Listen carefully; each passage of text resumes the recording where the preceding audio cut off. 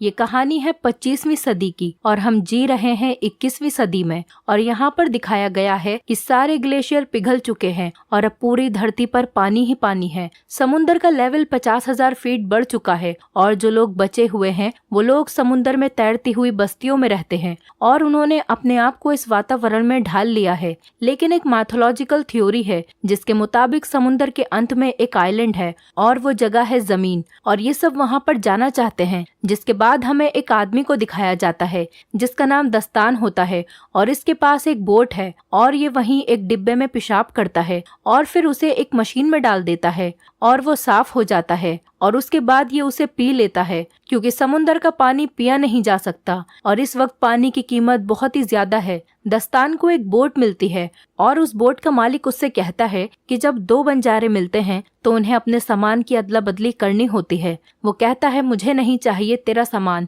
तू अपना काम कर। और तभी यहाँ पर लुटेरे आ जाते हैं जिनका काम बस लोगों को मारना होता है। जैसे ही वो आदमी लुटेरों को देखता है तो वो दस्तान को वो फल दिखाता है जो उसने अभी अभी उसकी बोट से चुराए थे और वो कहता है कि तुम मरोगे, तुम यहाँ से कभी नहीं निकल पाओगे। क्योंकि दस्तान की बोट खराब थी, लेकिन दस्तान की बोट काफी एडवांस होती है और वो कुछ बटन्स को दबाता है और ये देखकर जो उसके फल चुराकर भागा था वो दस्तान की बोट के पर्दे फाड़ देता है, जिस वजह से दस्तान की बोट स्लो हो जाती है। लेकिन वो लुटेरे उसकी बोट को देख लेते हैं और उसे मार देते हैं। दस्तान उन्हें नहीं दिखता, इसलिए वो बच जाता है। दस्तान जल्दी बस्ती तक पहुंच जाता है और उन्हें मिट्टी दिखाता है। मिट्टी देखकर वो लोग चौंक जाते हैं क्योंकि जिस तरह आज के युग में हीरे जवाहरात कीमती हैं, उसी तरह उस टाइम में मिट्टी की कीमत बहुत ज्यादा थी। और दस्तान इसी के सहारे जलबस्ती में एंटर हो जाता है और जब वो दस्तान की मिट्टी को तोलते हैं तो 3 किलो 500 ग्राम होती है। इसके बाद दस्तान को 62 सोने के सिक्के देना चाहते हैं। दस्तान कहता है कि मुझे 62 नहीं बल्कि इसके दुगने चाहिए और वो दुगने सिक्के देने को भी तैयार हो जाते हैं। इस दौर की मिट्टी इसीलिए भी कीमती है क्योंकि ये लोग मिट्टी पर कुछ उगाकर अपने लिए कुछ खाने पीने की चीजों का इस्तेमाल कर सकते हैं। दस्तान सिक्के लेकर एक दुकान पर जाता है और पीने के लिए पानी खरीदता है। वहीं दस्तान देखता है कि एक टमाटर का पौधा है जिसे वो खरीदना चाहता है। दुकान वाली लड़की कहती है अगर ये पौधा तुम्हें चाहिए तो तुम्हें मुझे आधे सिक्के देने होंगे। अब दस्तान को पौधा चाहिए था, इसीलिए वो सिक्के दे देता है और पौधा ले लेता है। इस दुकान वाली लड़की का नाम था देवसेना और इसके साथ एक और लड़की भी थी जिसका नाम था अवंतिका। देवसेना इसकी गार्जियन थी। दस्तान अपना पौधा खरीदकर वहां से जा रहा था, तभी उस बस्ती के कुछ लोग उसके पास आते हैं और उनके पास एक लड़की होती है और वो दास्तान से कहते हैं कि तुम इस लड़की के साथ संबंध बनाओ और जब ये गर्भवती हो जाए तो तुम यहाँ से सामान लेकर जा सकते हो। बस्ती वाले दास्तान को ऐसा इसलिए कहते हैं क्योंकि दास्तान इनकी बस्ती का नहीं है, वो बाहर से आया है और इनकी बस्ती वाले की जो प्रजाति है वो कमजोर है। लेकिन दास्तान उन्हें साफ मना कर देता है। वो कहता है कि तुम्हारे पास कुछ भी नहीं है मुझे देने के लिए। दास्तान जाने लगता है, लेकिन तभी उन लोगों को शक होता है कि ये एक लुटेरा है, इसीलिए वो उसे पकड़ लेते हैं और वो देखते हैं कि उसके कान के पीछे गिल्स हैं और गिल्स देखने के बाद एक आदमी चिल्लाता है कि ये एक म्यूटेंट है और वो उसे कैद कर लेते हैं और पानी में डुबोना शुरू करते ताकि उसके मरने के बाद उसके शरीर को गलाकर एक खाद बनाई जा सके।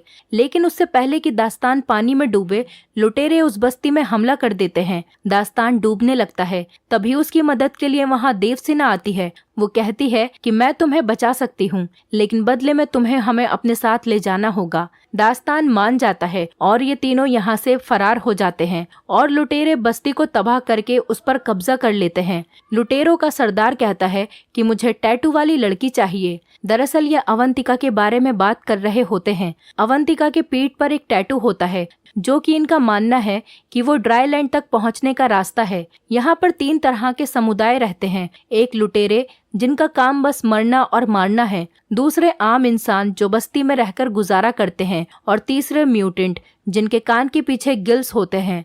वो लोग पानी के अंदर भी सांस ले सकते हैं और दास्तान भी एक म्यूटेंट है। दास्तान देवसेना से कहता है कि हमें अवंतिका को मारना होगा क्योंकि हमारे पास इतना पानी नहीं है कि हम तीनों जिंदा रह सकें। दरअसल यहाँ पर पानी की कीमत बहुत ज्यादा होती है क्योंकि समुद्र का पानी ये लोग पी नहीं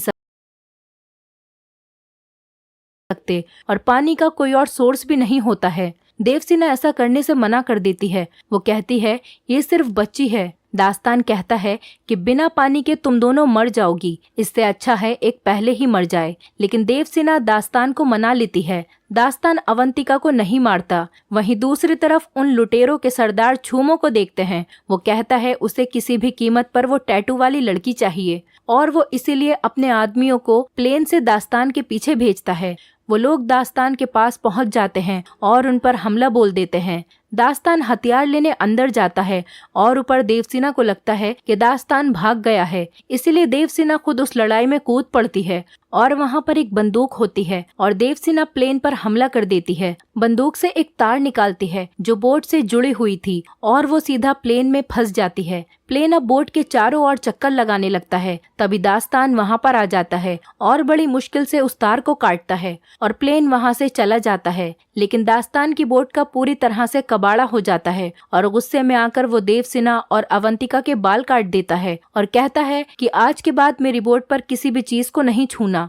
इसके बाद वो अपना सफर जारी करते हैं, जहाँ पर इन्हें एक बोट दिखाई देती है। उस पर एक आदमी होता है। देवसेना कहती है कि हमें उससे बात करनी चाहिए, क्या पता उसके पास कुछ खाने के लिए हो। हालांकि दास्तान ऐसा नहीं करना चाहता, लेकिन वो देवसेना के कहने पर उससे बात करता है। उसके पास एक बेशकीमती चीज होती है और वो होता है कागज, क्योंकि पूरी दुनिया जलाशय है और कागज बनाना नामुमकिन है। और वो आदमी दास्तान से कहता है कि मैं तुम्हें कागज दूंगा, मगर बदले में तुम्हें मुझे देवसेना सौंपनी पड़ेगी। दास्तान मान जाता है और कहता है कि आधे घंटे के लिए देवसेना तुम्हारी हुई। वो आदमी देवसेना को तहखाने में लेकर जाता है और उसकी इज्जत लूटने की कोशिश करता है, लेकिन दास्तान आ जाता है और कहता है कि हमारी डील कैंसिल हुई। वो आदमी चाकू निकाल लेता है और दास्तान पर हमला करने की कोशिश करता है, लेकिन उसकी ये कोशिश नाकाम रहती है क्योंकि दास्तान उसे मार देता है। अब दास्तान जानता है ये दोनों भूखी हैं, इसीलिए वो समुंदर में जाकर एक बहुत बड़ी मछली को मारता है और अब ये पेट भरकर खाना खाते हैं। धीरे धीरे साथ रहने की वजह से दास्तान की देवसेना से दोस्ती हो जाती है और अब वो अवंतिका को तैरना भी सिखाता है। जहाँ तो वो इनके साथ रहना पसंद नहीं कर रहा था, लेकिन अब वो इनका हिस्सा बन चुका है। एक दिन दास्तान देखता है कि वो लुटेरे इनको ढूंढ रहे हैं क्योंकि इन्हें अवंतिका चाहिए। अवंतिका की पीठ पर जो ड्राई लैंड का नक्शा है वो उनको चाहिए था। दास्तान अपनी सुइल बुल से यहाँ से निकल जाता है, लेकिन उसे शक हो जाता है कि लुटेरे मेरा पीछा क्यों कर रहे हैं, मेरी तो उनके साथ कोई दुश्मनी भी नहीं है। देवसेना बताती है कि अवंतिका की पीठ पर जो ड्राई लैंड का नक्शा है वो लुटेरों को चाहिए। दास्तान कहता है ये बेवकूफी है, ऐसी कोई जगह नहीं है। इस पर देवसेना कहती है कि ऐसी जगह है। जब अवंतिका हमें मिली थी तब उसकी टोकरी में भी मिट्टी थी और वो मिट्टी तुम्हारी मिट्टी से ज्यादा खूबसूरत और बेहतरीन थी। और साथ ही तुम्हारी बोट में जो चीजें हैं, शीशा या फिर गाना बजाने वाला बॉक्स, वो सूखी धरती पर ही मिलते हैं क्योंकि समुद्री दुनिया में ऐसी चीजें नहीं हैं। दास्तान कहता है कि आओ मैं दिखाता हूँ तुम्हें सूखी धरती। दास्तान देवसेना को एक बॉक्स में बंद करके पानी में समुद्र के तल पर ले जाता है, जहाँ पर बड़ी बड़ी बिल्डिंग्स थीं जो कि वीरान पड़ी थीं। किसी जमाने में यहाँ पर लोग रहते थे। वो देवसेना को ये सब इसलिए दिखाता है कि उसके मन में जो झूठी उम्मीदें हैं वो खत्म हो जाएं। और जब ये ऊपर जाते हैं तो देखते हैं कि लुटेरों ने इनकी नाव पर पूरी तरह से कब्जा कर लिया है। लुटेरे इनसे पूछते हैं कि अवंतिका कहाँ है। दरअसल अवंतिका लुटेरों को देखकर पहले ही नाव में छुप गई थी। देवसेना अवंतिका को देख लेती है, मगर वो छुपी रहती है क्योंकि लुटेरों पर भरोसा नहीं किया जा सकता। छूमो कहता है कि अगर ये नहीं बता रही है तो इन दोनों को जान से मार दो। और इससे पहले कि ये इन दोनों को मारते, अवंतिका बाहर आ जाती है और वो अवंतिका को कब्जे में ले लेते हैं। छूमो दास्तान और देवसेना को मारने का आदेश देता है, लेकिन इससे पहले कि वो लोग इन्हें मारते, दास्तान देवसेना को लेकर पानी में डूब जाता है। लेकिन देवसेना पानी में सांस नहीं ले सकती थी क्योंकि वो दास्तान की तरह म्यूटेंट नहीं है, वो एक साधारण इंसान है। इसीलिए दास्तान देवसेना को अपने मुंह से खुद सांस देता है और ये काफी देर तक पानी में ही रहते हैं। और जब ये ऊपर आते हैं तो ये देखते हैं कि लुटेरों ने दास्तान की नाव को पूरी तरह से तबाह कर दिया है। देवसेना दास्तान की अच्छाई और इंसानियत को देखकर उससे प्यार करने लगती है और ये काफी करीब आ जाते हैं। दास्तान को अपनी नाव पर वो कागज मिलता है जो उसे उस आदमी ने दिया था। कागज पर आइलैंड का चित्र था जिस पर बहुत सारे पेड़ थे और अवंतिका ने भी वैसा ही चित्र बनाया था। दास्तान समझ जाता है कि अवंतिका की पीठ पर जो नक्शा है वो सूखी धरती का ही है, क्योंकि अवंतिका केवल वही चित्र बनाती है जो उसने देखा है। लेकिन इनका यहाँ से निकलना नामुमकिन था क्योंकि इनकी नाव खराब थी। थोड़ी देर बाद यहाँ पर एक आदमी आता है जिसके पास उड़ने वाला बलून था और वो देवसेना की बस्ती का ही था जहाँ वो लुटेरे गए थे, इसीलिए वो वहां से भागकर आ गया था। वो देवसेना से कहता है कि अच्छा हुआ तुमने बोट को जला दिया, नहीं तो मैं तुम्हें कभी नहीं ढूंढ पाता,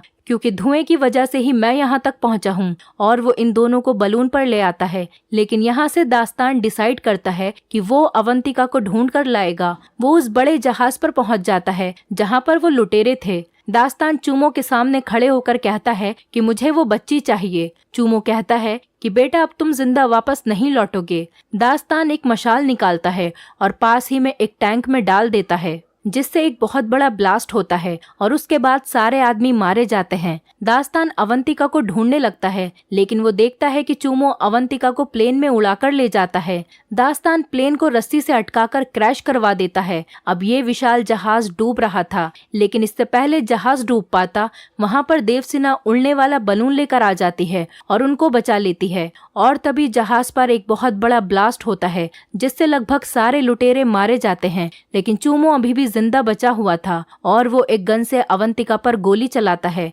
अब अवंतिका को वो गोली नहीं लगती, वो गोली साइड में से निकल जाती है, जिसकी वजह से वो पानी में गिर जाती है और लुटेरे उसकी तरफ बढ़ने लगते हैं।